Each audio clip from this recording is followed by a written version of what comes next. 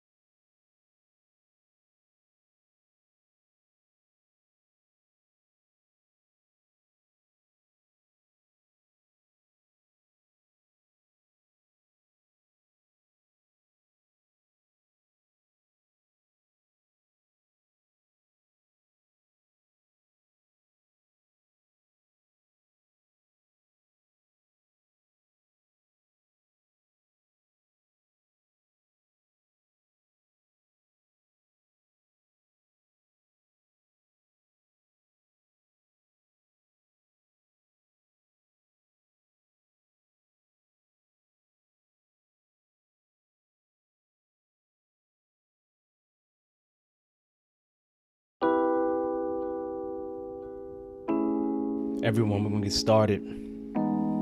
So, queue up your questions. Come on into that server. And let's get started here. You know you're in that lounge, right? Let's go. Come on into the Unfiltered lounge. We're taking your questions and breaking them down. These are my opinions, so don't blame no one. A disclaimer for your legal bums. I got that A game, so my speech subliminal. We on that discourse, so let's keep it digital. Scrum and Agile, they can rock your orbital. Boom. So let's keep it cordial. My style is unorthodox, as you can see. No dumb questions, just reality. Years of experience, no theory. No blame game, just honesty. Years of training, no newbie. You got the best coach on the MIC. All live, so let's spill the tea. Devon A. Morris, Unfiltered, baby.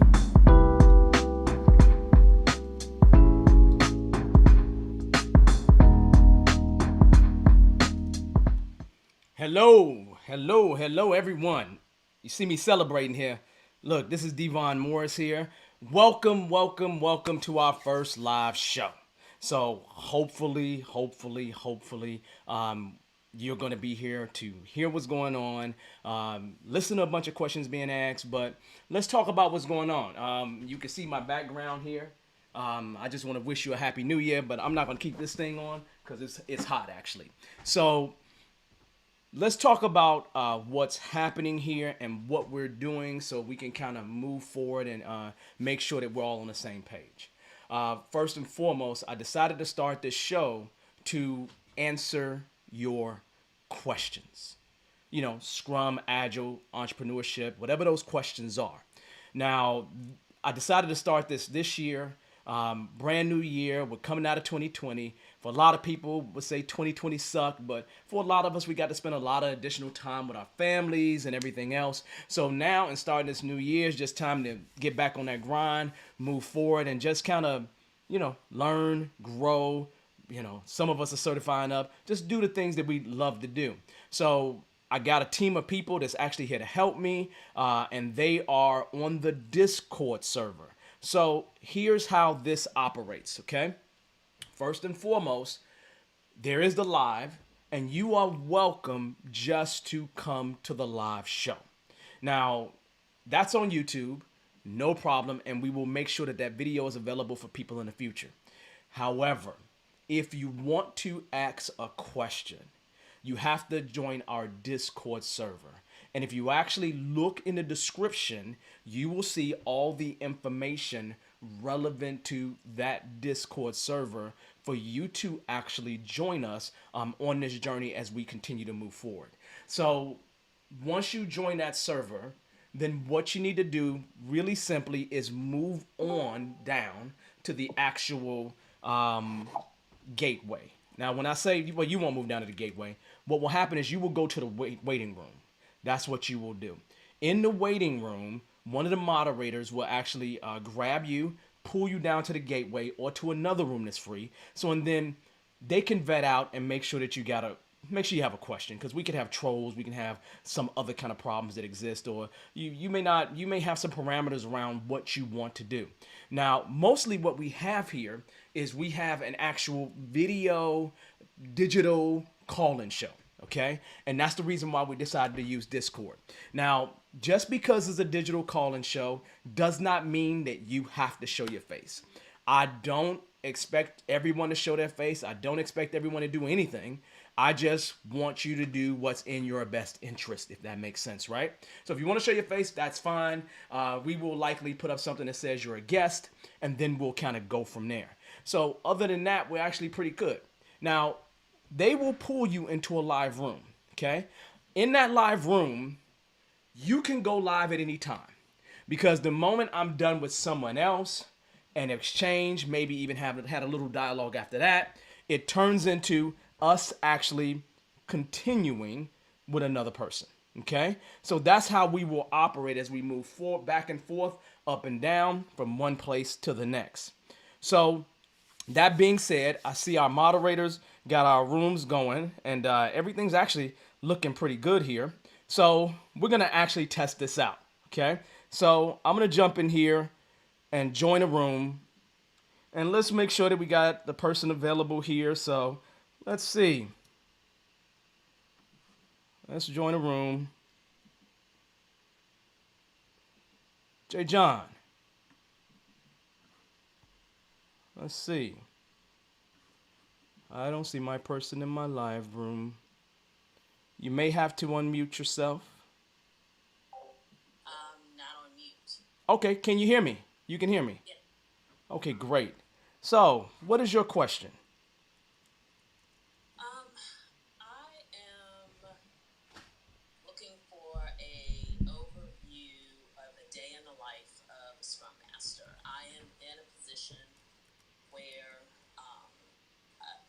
I'm in the PMO office, Mm-hmm. and there is a desire to implement more agile into the activity for the team. However, trying to implement it based off of the theory is a bit challenging because management has a different view of what ad methodology entails. Mm-hmm. Want Mm-hmm. to kind of perspective from folks that practice Scrum and practice Agile Okay. on a daily, what that really looks like. Okay. So that to gradually implement that Okay. into our processes, because I think right now what I'm fighting or what I am running up against is a corporate culture difference, and not everyone is under the same understanding of what Agile and what Scrum entails. If Okay. that makes Okay, so let's break that down in pieces because you asked a really big question maybe in a minute, okay? And help me and you help me and let's just have a quick exchange. So, one of the things that you said is the day in the life of a scrum master, okay? The first thing Jay John to really state is that the day in the life of a scrum master is always fairly different. I mean, if things are exciting, then you probably have different issues happening on a daily basis. So, for example, if I was to take my time of being a scrum master, I like to start scrum my meetings on a Wednesday. Does that make sense? So I like to start my meetings or start a brand new sprint Wednesday afternoon at 1 p.m. And so if you think about my classic Wednesday, I'd be closing a sprint in the morning and opening a sprint in the afternoon. Does that make sense, Jay John? Can hear me? So yeah, I with that, that would mean that my day would be coming in to close a sprint. So like 9 o'clock, I'm preparing for the stuff that I need to prepare for. Okay, and then at 10 o'clock, I jump into actual the sprint review. Then I would actually jump into the sprint retro at 11, have lunch, sprint planning 1, and that would end around 1:30. And then, okay, I'd close out the day whatever with whatever else other things I needed to close out the day with.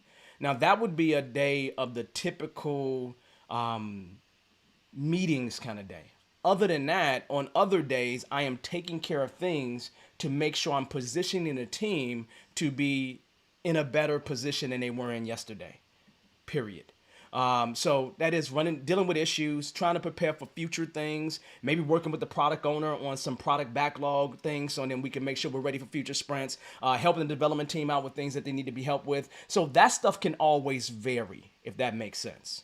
That can always vary. So that's something to really consider. And that should look probably different from day to day. A scrum master's job that looks the same way every single day, they're probably not running into a whole lot of things and probably need they'll be, I would assume, asking for more stuff to do. So it is one of those things where it's a little bit different because it's just always changing. Does that make sense? Yes, it makes sense. But what I was sharing was that this organization in the PMO office, so in the office, they are looking to implement Agile and Scrum Okay. this is a organization that's not familiar with the processes and how to implement them. Okay. So I guess the bigger question is how would be an appropriate, I guess, implementation process of introducing um, agile processes and Scrum into their current culture Okay. without being so different from what they currently do, So, and make it a here's a question for you. When in your position that you play, and I don't, you're working on a Scrum team as the actual Scrum Master. no. Okay. You are on the development team. You're outside. What is your position? I am a contractor on a PMO team of 3 people. Okay. And what do you do in reference to the actual Scrum team? You're providing guidance. Are you a member of that team in any kind of way? No, there is no Scrum team. Okay. Now my next question for you is, what when management says that they're bringing it in, do you have a champion? My manager is a champion. Okay. So the rest of the organization probably doesn't have a lot of belief. So what I would say would be the most comfortable thing to do is to start a pilot. Now, when you start that pilot, I want you to get as close as you can get to actually having a full development team. You may not get that. If you don't, that's okay. But if you can get to the place where you have all the roles on that development team, you had a Scrum Master identified, the product owner identified, you may not get that product owner identified. But the idea is if you run a pilot, what you end up doing is getting some feedback. Jay John, I don't care about you doing perfect Scrum. Let's throw that out the window, okay? Let's throw that out the window. You're not going to be able to do perfect Scrum. You're not even going to get close to it. What I want you to be able to do is get some feedback and have some small wins. Does that make sense? Yes. Now, here's the deal. One of the big things that I could tell you that's going to happen to you is you're going to have a bunch of interruptions because they don't quite get what Scrum is. So you think about this wonderful thing that we have called a protected sprint, right? That protected sprint, we almost treat it like it's sacred, but they won't treat it like it's sacred, okay? So when you do that first pilot, I want you to do like a 60-40 split. Now, let me tell you what I mean by that. 60% of their time will be dedicated toward things that they planned out in sprint planning. The other 40% of their time will be dedicated toward interruptions because you're going to get a slew of interruptions. And so there's no point in you trying to stop everybody because you're not going to stop everybody. Okay. Now, with that being said, once you do that, that will be a plus because that's starting the team off on the right foot. When you're in sprint planning, I also want you to come up with a goal. Now, that goal should be an easy goal for people to reach. You know what a sprint goal is, right? Yes. For those that don't know what a sprint goal is, it's just an objective that we're trying to meet. Like you might be trying to lose 2 pounds during this week. It's just a goal that we're trying to meet. So with that sprint goal, I want you to create a sprint goal that's easy for them to achieve. It's easy for them to achieve, okay? So, for example, I had a client where I had a sprint goal that was to reduce the number of calls and defects coming into the call center, okay? We committed to like 21 things and only got like 14, 15 of them done. But we still got the goal done because even if we completed one of those things, the goal was completed. And I mean, the team was celebrating with the CIO and everything else, but we didn't get everything done. But I did that on purpose because it would have been horrible to not get everything done, not meet the goal, and everybody's depressed. That way we had some success and we built on that success. So try to put yourself in a position where you can have some level of success along the way, if that makes sense. Just little bitty pieces of success. That will help you. Now, I wouldn't go anything bigger than I would stick around to like a 2-week sprint. Okay, I wouldn't go anything bigger. They might want to try to go bigger than that, but I think a 2 week sprint would be the sweet spot for you. Now, here's the deal. Normally for me, it takes about 3 sprints to get believers, J. John. 3 sprints. Okay? So you need to get with your champion and let them know that we are going to need to get proof, and that proof is going to be what you all do on the ground, but you need at least 3 sprints. So think to yourself, you need about 8 weeks of running before you're really going to be able to show out. Does that make sense? Yes. Okay? Now, again, expect that you have a product owner that's not engaged. Expect you have a scrum master that doesn't really know what they're doing or try to be dogmatic. Whatever you do, the worst thing you could do is be completely dogmatic about Scrum. Like trying to make them do everything by the book does not make any sense. Don't even try to do that. You will run into a bunch of brick walls and get a bunch of people that hate you. This is how you get Scrum kicked out the building really, really quick, and you don't want that to happen. Does that make sense? That's what I don't want to happen. Yeah. Just really think to yourself, how can you have small successes on the way? Now, Jay John, what you're going to need to do is you're going to need to be running around making sure that you're removing all these little things that you can. So, and then as you have a bit of success, you get a little bit more stuff that you can do. Then a little bit more and a little bit more. And whatever you do, since you're operating in a PMO, do not make PMI the enemy. Don't do it. Are you a PMP? Yes. Don't make PMI the enemy. The PMI is your friend, okay? And this is the way you need to think about PMI.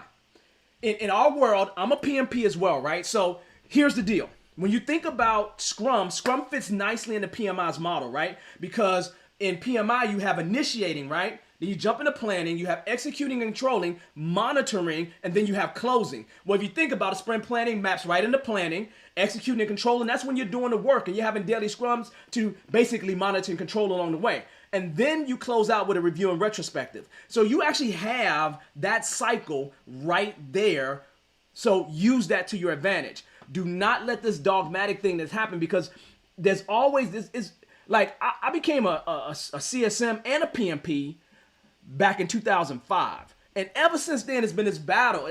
I guess it was before I was around. There's been this battle between PMPs and CSMs for no apparent reason. It's absolutely stupid.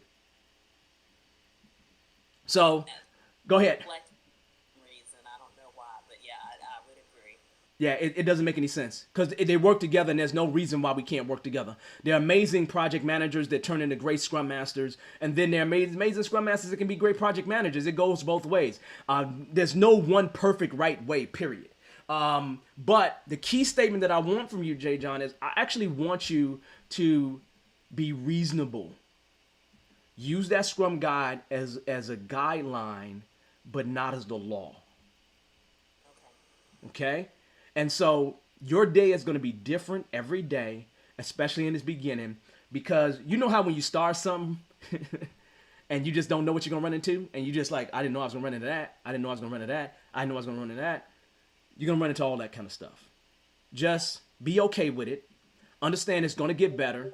And I would say to you, if there's another big piece of advice that I could give you moving forward, would be make sure that you create a community for you all, kind of agile community inside of the organization, and then start off by meeting every other week, and over lunch, over something else, and just kind of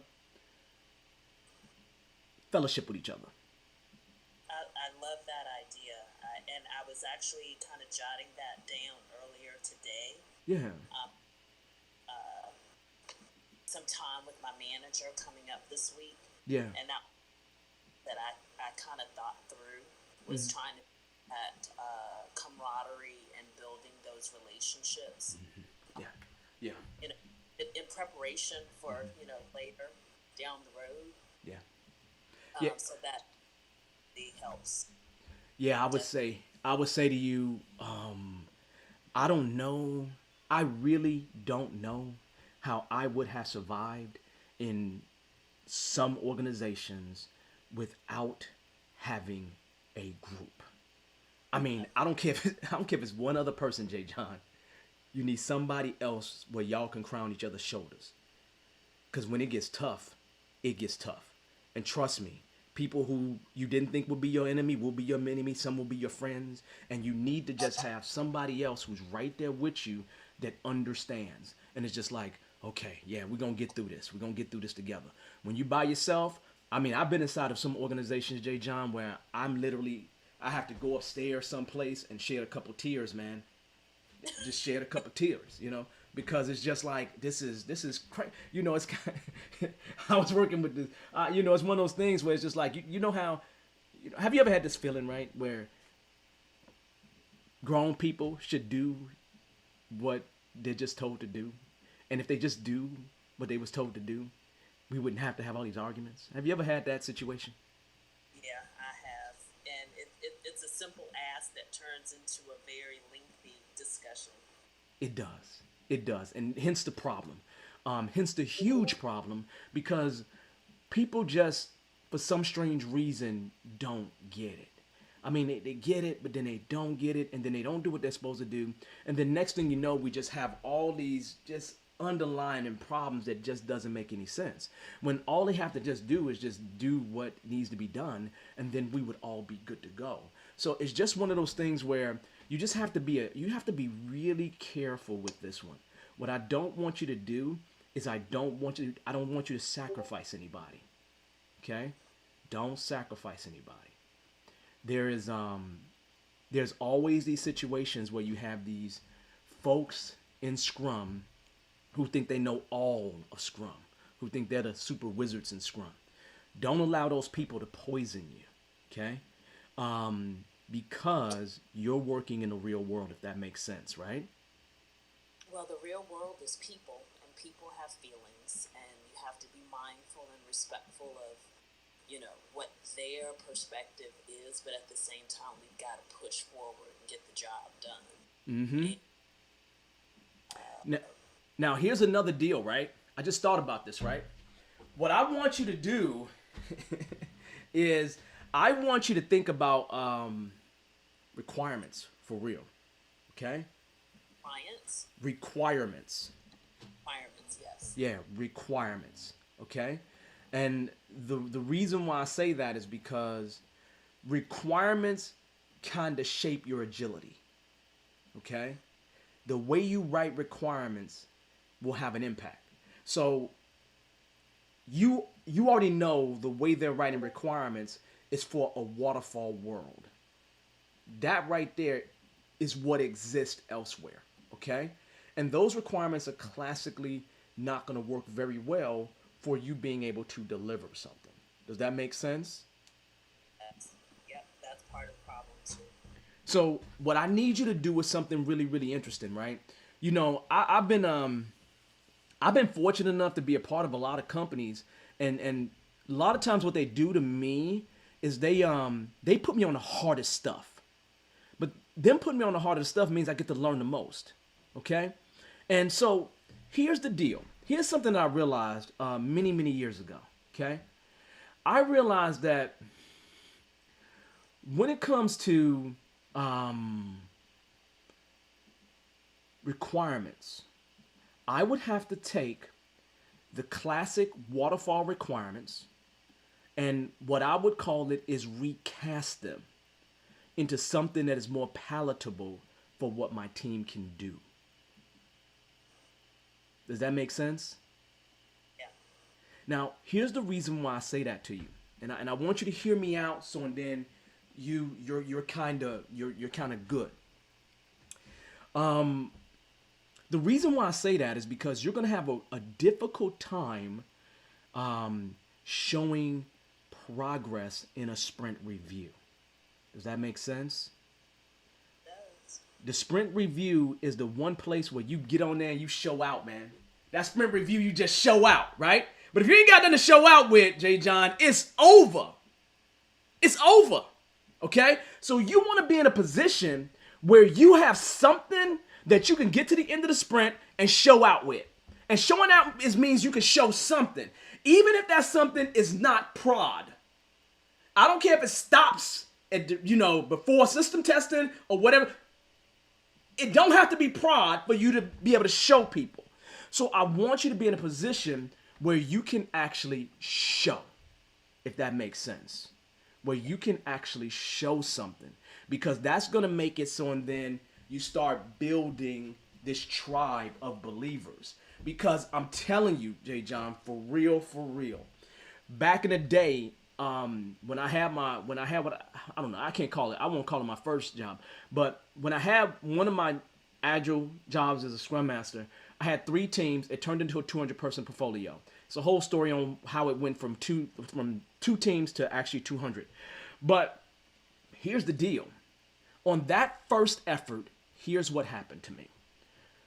In Sprint 1, when we delivered, they didn't believe us. In Sprint 2, they said, I bet you can't do it again. In Sprint 3, they started believing.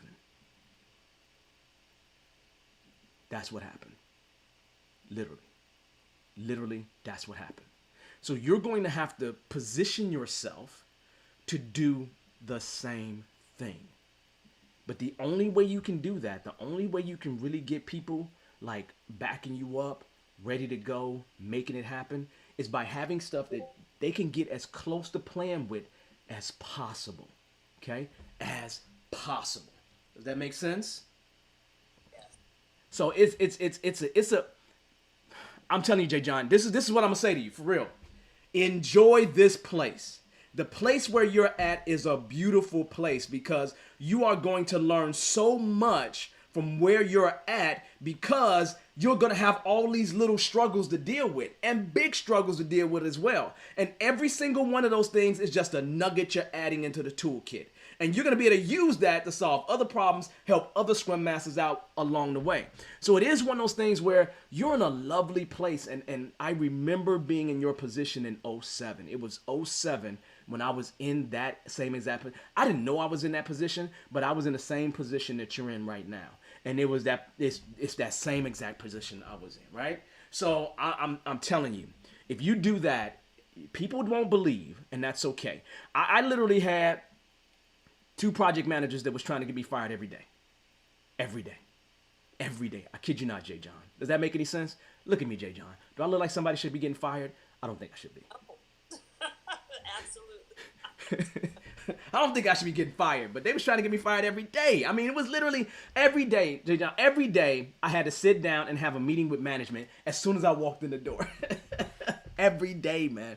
It was ridiculous. And I'm like, don't y'all want to, I came all the way here from Richmond to San Antonio. Don't y'all brought me here. Don't y'all want to do this? I was so frustrated. It was crazy. That's why I started my question off with the corporate culture. Yeah. And stepping back and appreciating that first. Mm-hmm. Because I think that's what I'm running into. I walked in ready and been slowed down and told to be put on hold, and let's re-examine this a little bit further, and I'm kind of confused. So don't be confused. Don't be confused. That's okay. You have to remember you about to change their lives, man. Yeah. So I'm ready to jump back in this week, and I was anxious to be a part of this discussion, so I appreciate you providing those insights, and I definitely took some notes. So I've a bit of homework, but at the same time, I'll definitely look forward to giving you an update in the coming weeks. Jay John, I look forward to your update. I can't wait to have an update from you. Definitely let us know how it's going. We're going to be here every Monday at 8 p.m. So, and just getting this thing started, it's just going to be a good time, good shows along the way. So anytime you want to come back, you are definitely welcome to come back. But especially when you need Make sure you come when you start feeling depressed and they that much on your back. You make sure you come back. Do not hesitate. Does that make sense? For real. This community is your community. Use this community to help you be the best you that you can be. Okay? I appreciate it. Thank you. I appreciate you, Jay John. You have a wonderful evening, okay? All right. That was a good call. That was an amazing call, everybody. Some of the things that I want to say to you all about that, so then you understand and you're real clear about what happened. She definitely has some problems that's worth dealing with, worth working through, and that's a bit tough to deal with, especially when you have that corporate culture that has not done Scrum before, and they're trying to jump in and do Scrum. That right there is one of those things where it's a tough ride in the beginning, people. It really is. But I'm telling you, it's an absolute amazing painting. It's like a nice tapestry, right? Where they can paint whatever they want to within that tapestry and get out of it what they choose to get out of it. So it's one of those things where it's like it's just an amazing, absolutely beautiful thing. So I like the place where she's at. I'm enjoying. I really do, and I think it's gonna be a good thing. So we're gonna continue on here and make sure that we're good to go. I appreciate Jay John so much. The next place where I'm gonna go. Let's see.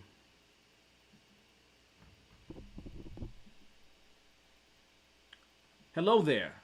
How you doing? I'm good, Devon. I see that says Trump. That's a good name.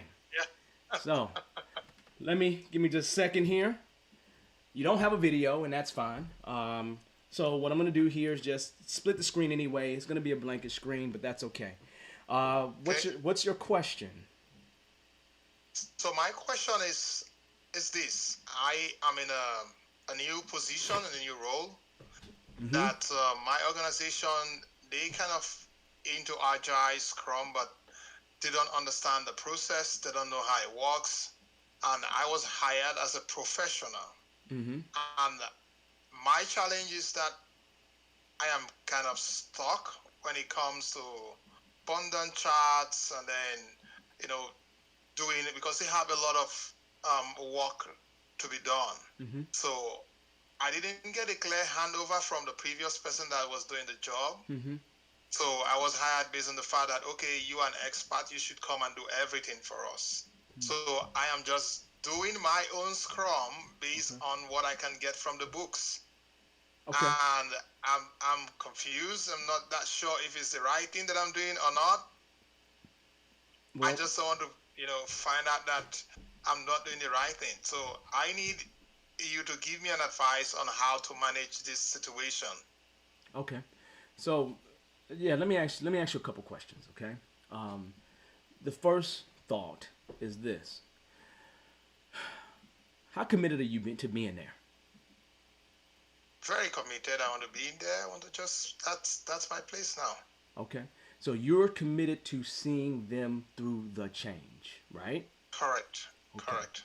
Now, have they structured any teams whatsoever? Has there been a pilot in the past?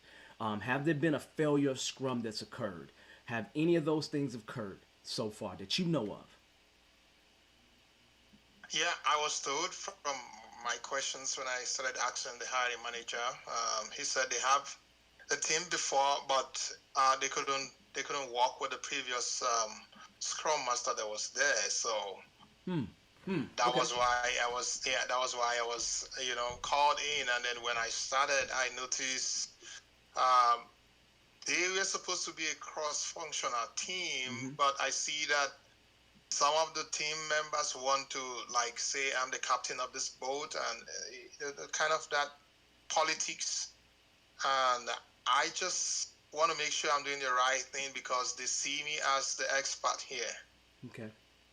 Yeah, so it has failed before, but I don't want to be the next failure.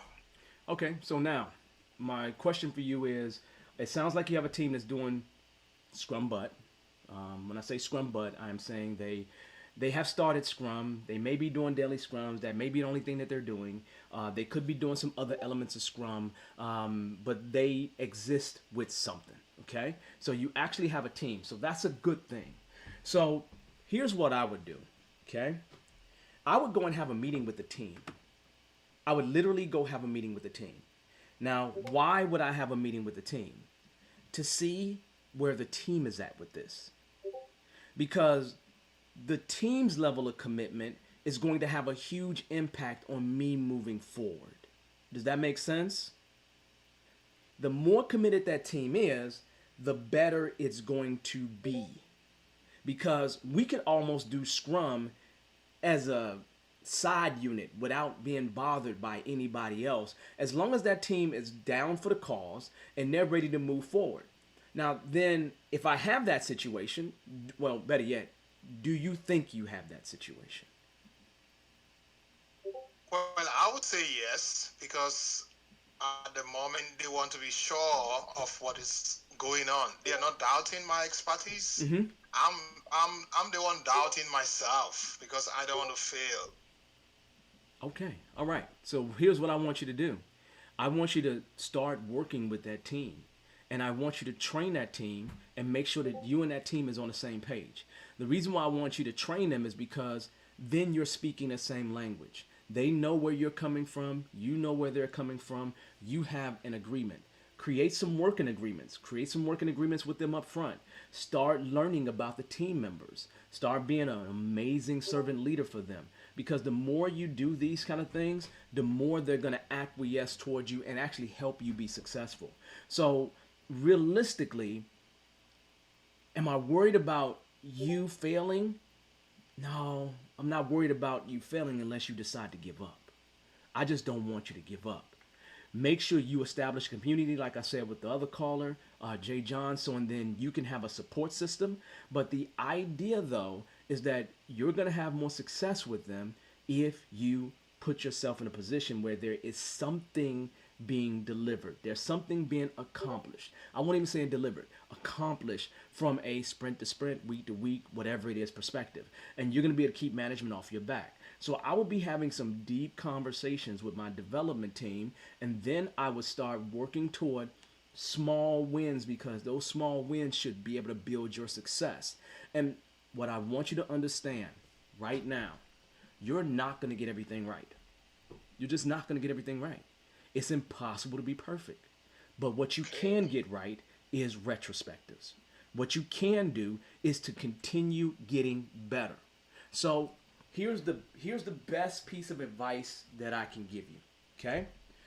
What I would do if I was you is I would run Scrum on myself. You know what I mean by that? No, that's what I want to ask you. So how do I do that? Well, you know Scrum. So here's what I did. Back in the day, I was intimidated, so I decided to run Scrum on myself. And what I would do is have 1 day sprints, sprint planning in the morning. At lunchtime, have a daily Scrum with myself. And then in the afternoon, evening, have sprint review, sprint retrospective. Why did I do that? To help me improve, to help me get better at this whole Scrum.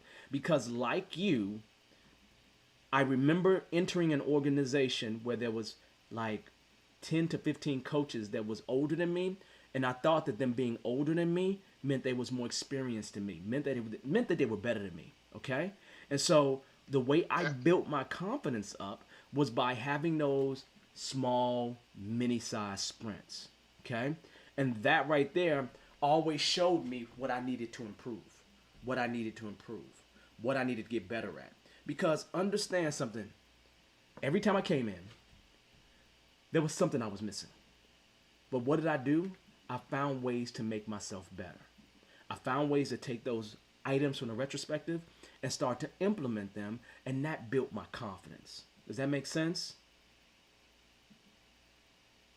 Yes, it does.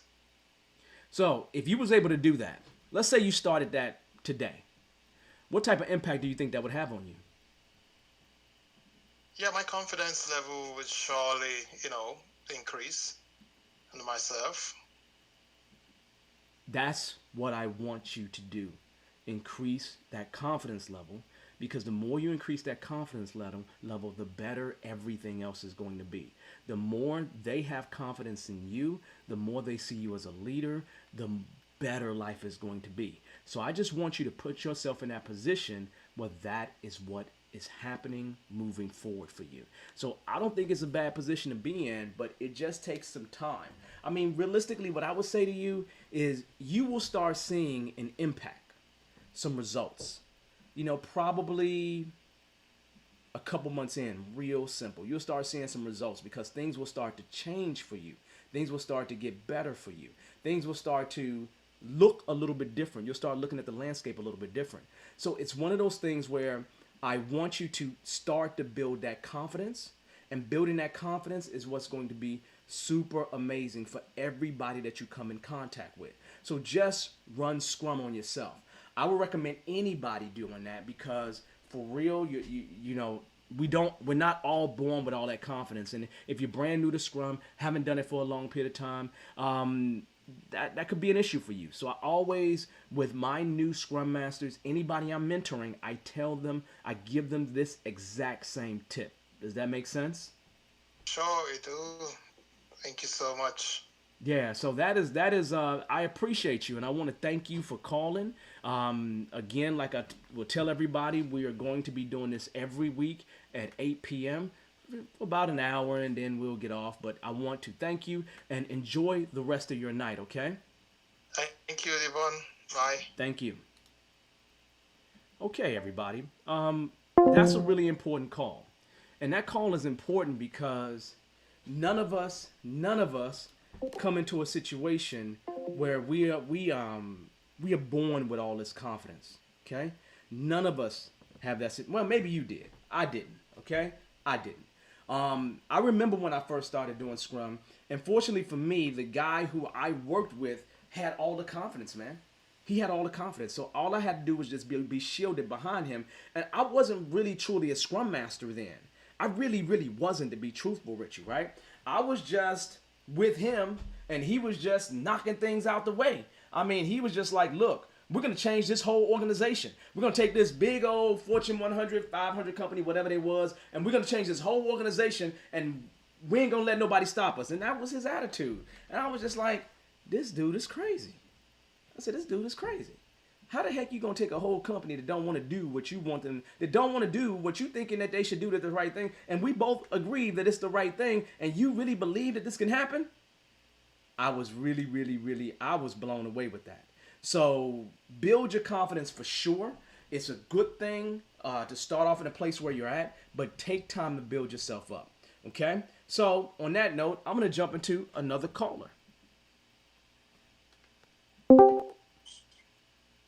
Let's see. Hello, how are you? I'm good, thanks. How about yourself? I am good. I am good. I am good. So you have a question. So just to be clear, this is a question about anything pertaining to Scrum, right? Yeah, go ahead. Yeah. Okay. Yeah. So how would Don't you, ask me about cooking. I ain't gonna be able to help you.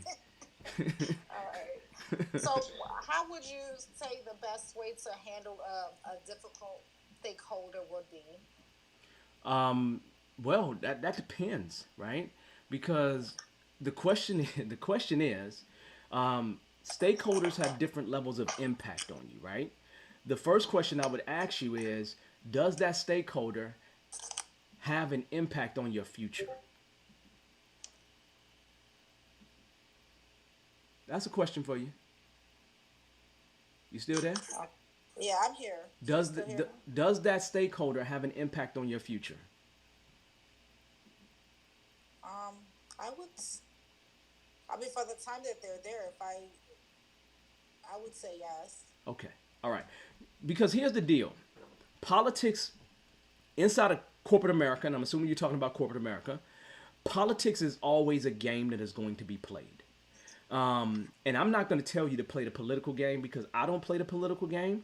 But the thing that you need to do is if you don't have the ability to be able to deal with that person directly, then you're probably going to have to get some help with that.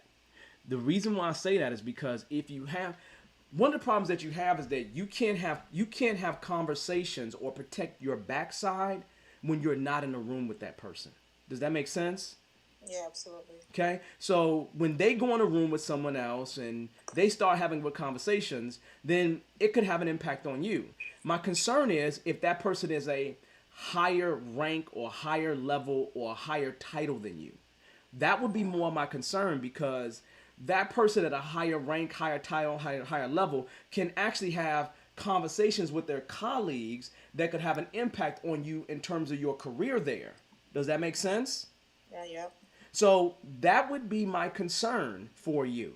And I say that because if this is the type of stakeholder that could very well put you in a position where you can't get any more promotions, raises, titles, then I'm concerned. Do you have that fear? Yes. Okay. So now I have to say slow down a little bit, right? Because does this person support Scrum? Are they a Scrum person? Are they ready to do Scrum or not? They are.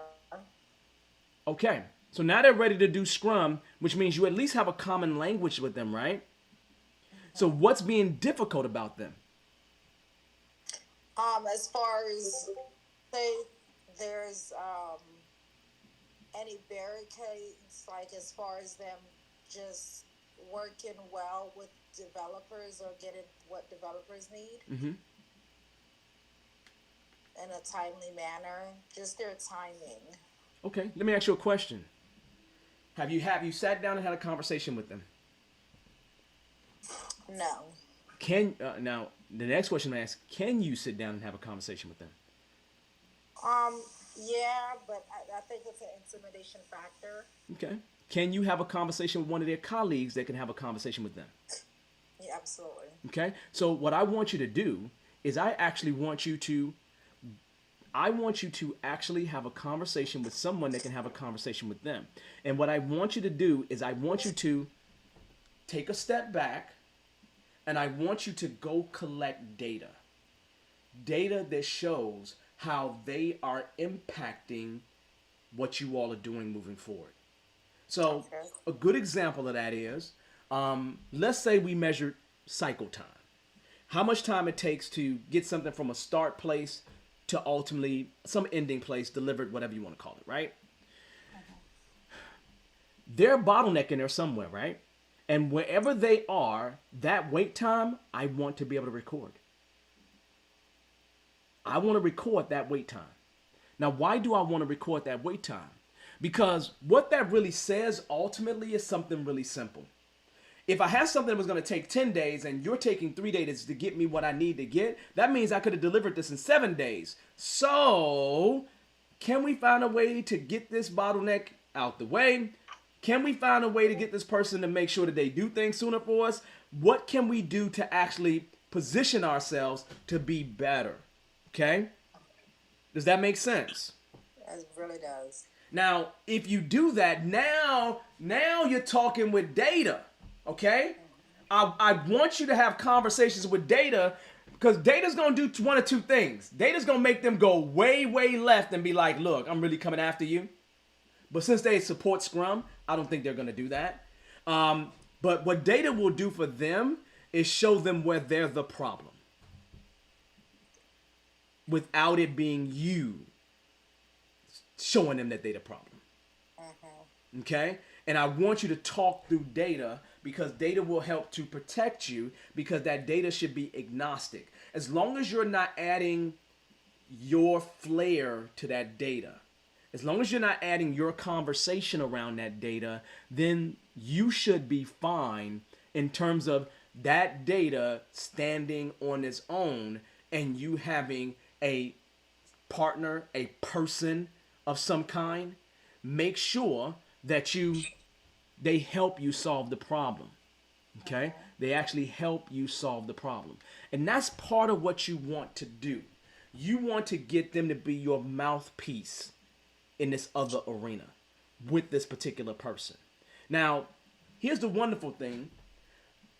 I would try my best, if I was you, to position myself Well, I can start having conversations with that person directly. Is that doable? Yes. Okay. Now, why do I say that? Because if you can have conversations with them directly, you can just go address the issue with them. You know, it's kind of one of those things where it's almost like I'm going to get permission from my folk. Like, I'm going to get permission from my mama so I can go to my friend's mama's house so we can hang out. And we got to get permission from my friend's mama too. So that's what you're really, really doing. And then the mamas have a conversation to make sure that everybody's good, right? And so you need the mamas up there to have a conversation. That right there is what you're going through. But you need to go through that in the corporate world with data so you're protecting your tail end. You got to protect your backside here because it sounds like you want to be around there. It sounds like you want to do good work for them. And that's all a wonderful and great thing. But what I don't want you to do is I don't want you to put yourself into a political place where you're stuck in this jail that you can't really get out of. Does that make sense? Yes, it does. So I don't want that to happen to you. That would suck, right? Because that's when you just decide to leave and do all these other things that you need to do because you have no way to progress, right? Anybody that's not gonna make any more money or get any more titles or do anything like that is due to leave any organization unless there's some other reason why you're staying. So my statement to you is data is going to help save you. Data is going to be your savior. But in all things, I am doing everything in my power, if I was you, to be able to have a one-on-one conversation with that person, okay? Be able to have consistent conversations with that person. I want you to be able to go to that person with no issues, no problems. And since they understand Scrum, they understand about transparency. They understand about having face-to-face communication. They have way more understanding than someone who doesn't have that understanding. So you actually have an advantage. And I want you to actually find a way to take advantage of your advantage. Because if you take advantage of your advantage, you're going to be in a really good position. Does that make sense? Yeah, it does. So it's and that right there, I'm not now trust me, I'm not saying this is easy. You hear me? I'm not saying it's easy. By no stretch of the imagination am I saying it's easy. By no stretch of the imagination am I saying to you that this is going to be something that flips and changes overnight. I'm not saying that at all. I know that it's likely going to be super easy or it's going to be really hard. It's probably not going to be any between, right? But I'm hoping that this is super easy for you since you do have somebody that understands. It's troublesome when you have people that don't understand. That's when it's a lot more trouble. That's when it's way more trouble than what you ever want it to be. So I want you to keep yourself safe. I don't want you to put yourself in a place where you're compromising your position. Take it from somebody who's been fired a few times. You don't want to be fired if you don't want to be fired, right? Okay? So you don't want to put yourself in that position, especially during COVID times, some people, it's hard finding some jobs right now. So keep your job, make sure you're good, and just try to work that thing out. But the good thing is they actually have an idea what this community is about. That's going to help you probably more than anything else that would exist on a planet for you. So I think you're actually in a pretty sweet spot. I'm almost envious of you. You understand why I'm envious of you? Why? Because normally I don't have people who I need to go talk to that understand Scrum. Like I literally don't have it normally is I got to teach them Scrum. We got to battle about this. We got to talk about that. We got to talk about all these other things just to level set for us to have the conversation. You got to start from scratch. Yeah, and you don't have to start completely from scratch.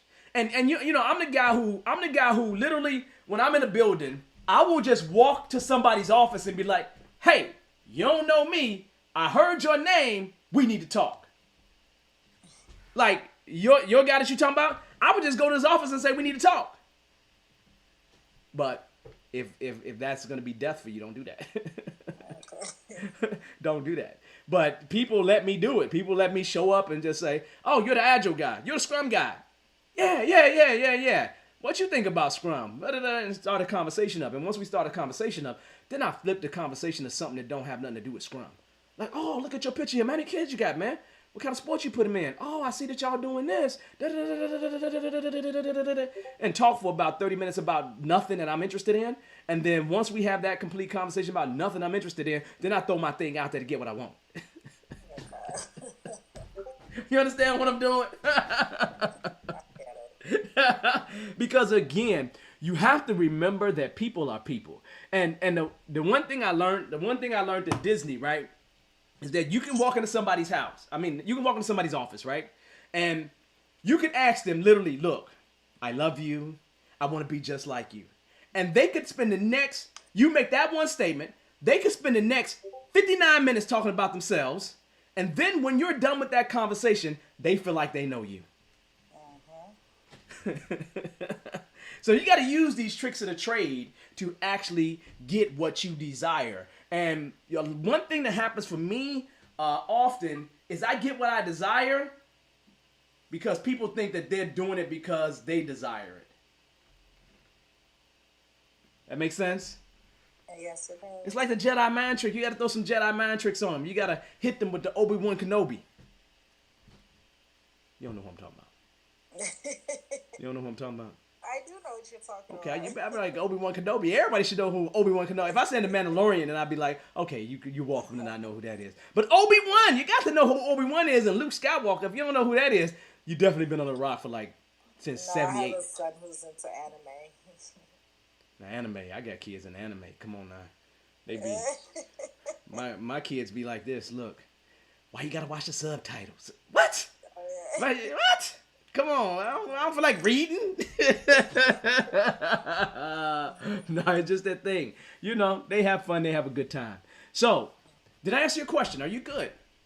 Yeah, absolutely. I think definitely getting the data because, I think that makes them feel less that you're trying to force something on them because data doesn't lie. If this is for the benefit of everyone and we're all in agreement with Scrum, then we all want the same output.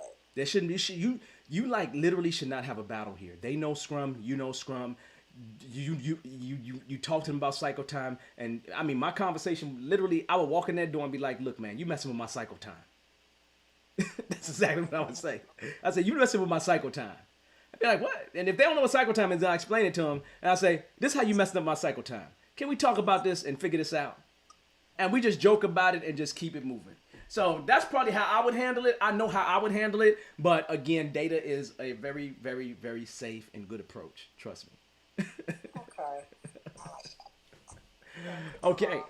All right, then. I think you're good then. I want to appreciate, thank you for coming. Thank you for asking your question. Again, we're going to be here every single Monday from 8. So you are welcome to come back, ask more questions. But other than that, I'm going to say to you, look, you make sure you have the most amazing night, okay?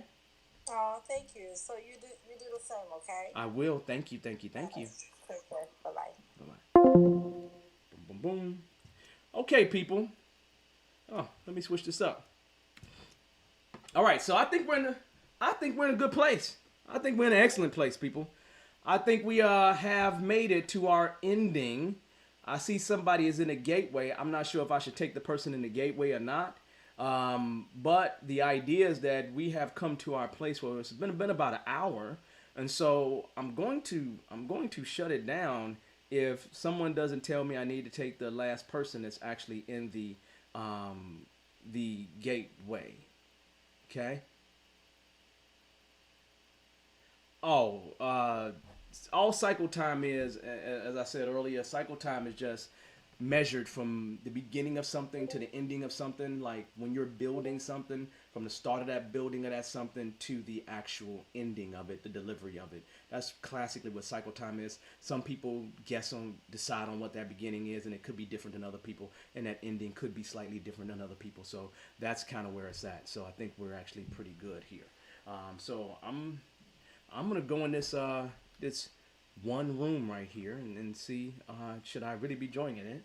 And let me just go down here and just double check. I do appreciate everybody showing up. I really, really do. I don't know if I'm crazy, but I don't know if this was a good thing to do. You know, I don't know if this is a good thing to do. Y'all tell me if it's a good thing to do. So I'm jumping in this room real quick. Melon, Melon, do you have a Melanie, question? she can't unmute. Okay. He or she. I'm sorry, I never got to speak. But Okay. uh, she has her certification. He or she, sorry. Melon has her certification, CSM, Okay. and wants to know how to gain confidence to get that first job in this career. It's a career change. Mhm. Get the confidence and be successful in the career. Okay. So certified. Oh, Melon, looks like you're Yeah, she's unmuted. unmuted. Can you Melon. speak, Melon? No, she's still having trouble with her mic. Okay. So her question is, how can she gain confidence to use the CSM that she has obtained to get a job this year? This is her goal. Okay. Here's what I'm going to say. I think there are a few things that you need to do. What I would say it boils down to probably a couple things. Um, One thing is that job hunt is super important. I understand about the job hunt. The job hunt is super important. It's part of what you need to think about for sure. And there are aspects to that job hunt. How to interview in terms of in terms of this whole community, what your resume should look like in terms of this community, what to deal with in terms of emotions when you get rejected, because we all have to deal with that rejection. So I want you to be able to go and deal with that. How you can continue to develop yourself. That's another one of those things. You know, I told myself I was going to make a class to offer to people to help them get through all this stuff, and I think I may just move forward with that because a lot of people, they just don't know how to get started. And Melon, the wonderful thing for me is I'm a career changer. I actually originally was working in psychology, and I was doing in-home counseling. And you know what ended up happening is my my fiance at the time was making like, let me tell you what happened. I worked 122 hours and she still made more money than me working 40. I was not happy. I said, "There's no way I can take care of this lady and have a kid." So then I just changed. I just completely left that whole arena and decided to jump into IT. And that was a big change for me. And what I ended up doing is I took a certification. I got that certification and I started jumping into programming. And programming led me to Scrum. Okay, programming had absolutely led me to Scrum. So it's one of those things where you're going to build that confidence by being around the community as well. Okay, so think about making sure you stay in touch with people that are in this community, making sure that you go to local meetups. I mean, you can't go to local meetups right now, right? But going to places where you can learn from people, right? Doing Scrum on the ground at home. There's nothing that stops you from doing Scrum right now because that's going to help you get better at it. Figuring out other ways that you can develop, doing stuff like asking questions like this right now. All these things will help you. But if it's me, the first place where I'm thinking about is my interviewing skills and my resume. Those are the two things that you need to definitely focus on.